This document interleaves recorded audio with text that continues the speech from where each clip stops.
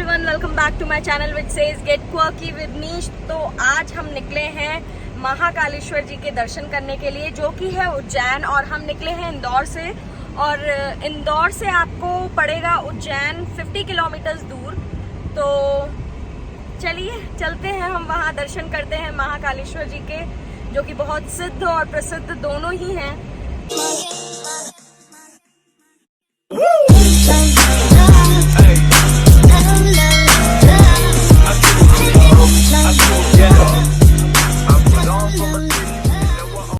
तो आज मैं आपको ये भी बता दूं कि यहाँ पे इतनी श्रद्धा और आस्था है कि यह शहर उज्जैन शिव नगरी के भी नाम से जाना जाता है। इंदौर से हमारी एंट्री हो चुकी है उज्जैन में, और अब उज्जैन में एंटर करने के बाद हमको हार्डली लगेंगे 10 मिनट महाकालेश्वर जी के दर्शन के लिए।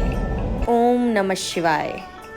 तो सबसे पहले मंदिर के प्रेमिसेस में आने पर आपको बिल्कुल भी नहीं डरना है। यहाँ पे आपको पार्किंग का पूरा स्पेस मिलेगा। तो हम भी सबसे पहले अपनी कार को यहाँ पे पार्क कर देंगे। जैसा कि आप देख रहे हो कि अच्छी खासी स्पेस है। तो यहाँ पे आपको अपने व्हीकल के लिए टेंशन भी नहीं लेना है कि कहाँ पार्क करें, कुछ हो जाए या स्क्रैच आ जाए। हर चीज़ की सुविधा आपको यहाँ पे मिलेगी। तो हमको हमारी पार्किंग स्पेस मिल गई है। सबसे पहले तो हम यहाँ पर अपनी कार को पार्क कर देंगे अच्छे से। तो यहाँ हमने अपनी कार पार्क कर दी है और वहाँ से हमारी एंट्री हुई थी। तो अब हम डायरेक्टली मंदिर के लिए निकलेंगे। और मंदिर जाने से पहले मैं आपको बता दूं कि यहाँ पार्किंग स्पेस के ठीक सामने ही एक स्मार्ट पब्लिक टॉयलेट है, जो कि बहुत ही हाइजीनिक और क्लीन और हाईटेक पब्लिक टॉयलेट यहाँ पे बनाया गया है, which is a very good thing. So that कि आप अगर वापस से लौट के आओ और अगर आपको वॉशरूम यूज़ करना है तो आपको सोचना नहीं है कि पब्लिक टॉयलेट है तो क्लीन होगा कि नहीं होगा। Definitely I have use this washroom, बहुत ही ज़्यादा क्लीन और मेंटेन करके रखा है। All you have to do is, आपको यहाँ पे पैसे पे करने होंगे और आपको वॉशरूम यूज़ करना होगा। और हर एक पर्सन के वॉशरूम यूज़ करने के बाद ये वॉशरूम दोबारा से क्लीन होता है, तभी दूसरे नेक्स्ट पर्सन को जाने का परमिशन मिलता है।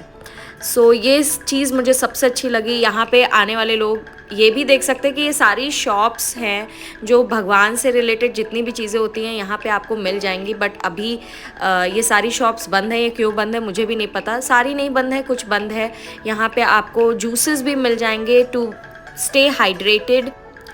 और अभी यहाँ पे उतनी भीड़ आप लोगों को नहीं दिख रही होगी, क्योंकि अभी बहुत ज़्यादा हम दोपहर के टाइम में आए हैं। हमने ये टाइम इसीलिए चूज़ किया ताकि उतनी भीड़ ना हो, जो कि महाकालेश्वर मंदिर में बहुत ज़्यादा भीड़ होती है। ये नॉर्मल, ये जो भीड़ आपको अंदर दिखेगी जाके, ये नॉर्मल हर मंदिर में होती है, लेकिन ये यहाँ के हिसाब से बहुत कम भीड़ मानी जाती है। और ये है श्यामू। तो आप काट दो इसको। गणपति बप्पा मोरिया। हाय श्यामू जी। ले लेंगे।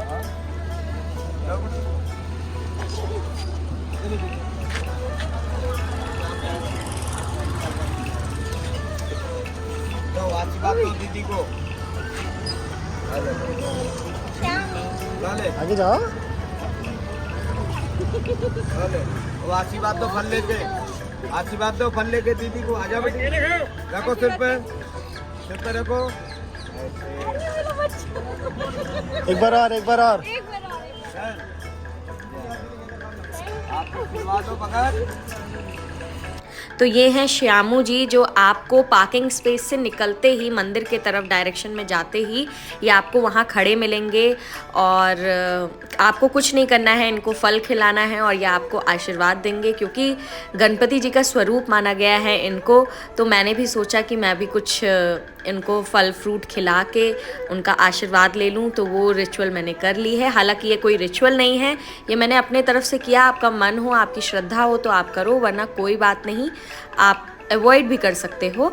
और अब हम धीरे धीरे पहुंच रहे हैं मंदिर की तरफ। यहाँ पे अभी आप पूरा खाली स्पेसेस देख रहे होगे, ज़्यादा दुकानें नहीं खुली हैं। तो वैसे तो यहाँ पे 12 महीने बहुत ज़्यादा भीड़ होती है, लेकिन सबसे ज़्यादा जिस महीने में भीड़ होती है वो है सावन का महीना। उस समय महाकालेश्वर मंदिर जी का महत्व बहुत बढ़ जाता है। और जिन लोगों को ये बात नहीं पता है उनको बता दें कि 12 ज्योतिर्लिंगों में से एक महाकालेश्वर मंदिर भी आता है। और इस मंदिर की विशेषता यह है कि महाकालेश्वर मंदिर में मौजूद जो ज्योतिर्लिंग है वो दक्षिण मुखी ज्योतिर्लिंग है, जो और सारे ज्योतिर्लिंगों से एकदम अलग है। तो ये जितनी भी विशेषताएं हैं महाकालेश्वर मंदिर की, उनमें से सबसे बड़ी विशेषता ये है कि ये साउथ फेसिंग यानी कि दक्षिण मुखी ज्योतिर्लिंग है। और अब हम यहाँ से बस मंदिर के अंदर प्रवेश करने वाले हैं। और अगर आपको मंदिर में जल्दी दर्शन करना हो और महाकालेश्वर जी का नज़दीक से दर्शन करना हो तो यहाँ पे एक टिकट घर है जहाँ पे आप जाके टिकट्स कलेक्ट कर सकते हो, जिससे आप सबसे ज़्यादा आगे खड़े होके उनके दर्शन कर सकते हो। तो यहाँ पे अभी सबसे पहले हम टिकट्स कलेक्ट करेंगे क्योंकि हम भी उनके बहुत ही नज़दीक से उनके दर्शन करना चाहते हैं। तो अब हमने टिकट्स कलेक्ट कर ली है और अब हम ये जो सामने जगह दिख रही है जहाँ लिखा हुआ है शीघ्र दर्शन, यहाँ से हम एंट्री ले लेंगे। एंट्री लेने के बाद हम सबसे पहले अपने शूज़ स्लीपर्स सब हम सबमिट कर देंगे और वहाँ से हम एक टोकन ले लेंगे और हम अपना गेट नंबर याद रखेंगे सो दैट कि निकलते वक्त हम सेम गेट नंबर से ही एग्जिट लें। तो अब हमने मंदिर के अंदर प्रवेश ले लिया है। तो मैं सबसे पहले आपको ये बता दूं कि महाकालेश्वर मंदिर को विशेष तौर पे 3 हिस्सों में बांटा गया है। सबसे निचले हिस्से में महाकाल ज्योतिर्लिंग स्थापित हैं।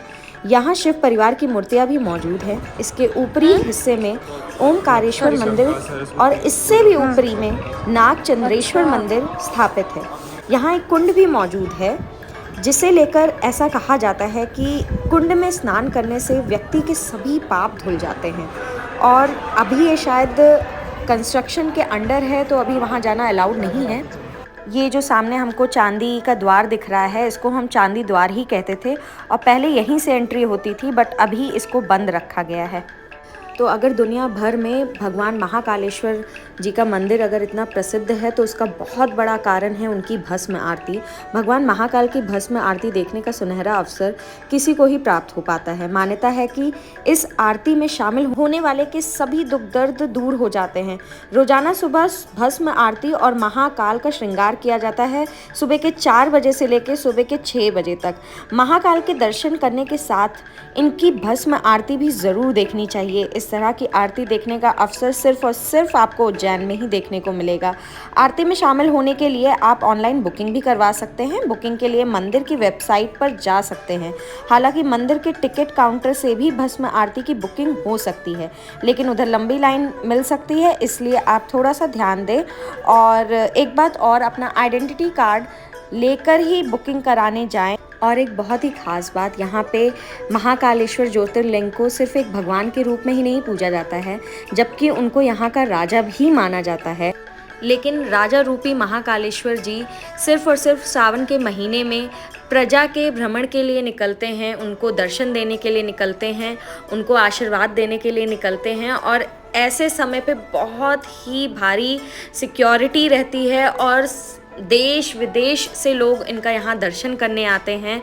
और ऐसा माना जाता है कि उज्जैन में कभी भी कोई राजा के पद पर हो या जैसे हमारे MP MLA हों, इन सारे पद के लोग कभी भी उस पोस्ट पे रहते हुए यहाँ पे रात नहीं बिता सकते, क्योंकि उज्जैन का एक ही राजा है और वो राजा हैं हमारे महाकालेश्वर जी, जो यहाँ पे राजा रूपी भी जीवन जीते हैं और भगवान के रूप में तो पूजे ही जाते हैं। तो अब हमने गेट नंबर 5 से एंट्री ली थी, अब हम गेट नंबर 5 से ही एग्ज़िट लेंगे। और ये कुछ इस तरह से दिखता है हमारा महाकालेश्वर जी का मंदिर, जो कि बहुत खूबसूरत है। और ये है शीघ्र दर्शन का टिकट, जिसमें सारे इंस्ट्रक्शंस भी दिए हुए हैं, जो मैं आपको दिखा देती हूँ और आप इसको पढ़ लीजिए। तो ये थी कुछ हमारी महाकालेश्वर जी की विशेषताएं जो मुझे पता थी और मैंने आपके साथ शेयर की। महाकाल जी के दर्शन करने के बाद सच में बहुत ही ब्लेस्ड फील हो रहा है। और जिन लोगों को भी इनके दर्शन करने हैं, आई होप ये वीडियो आपको बहुत हेल्प करेगी।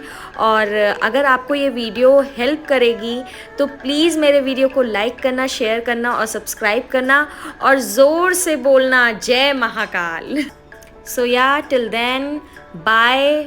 हर हर महादेव। ओम नमः शिवाय।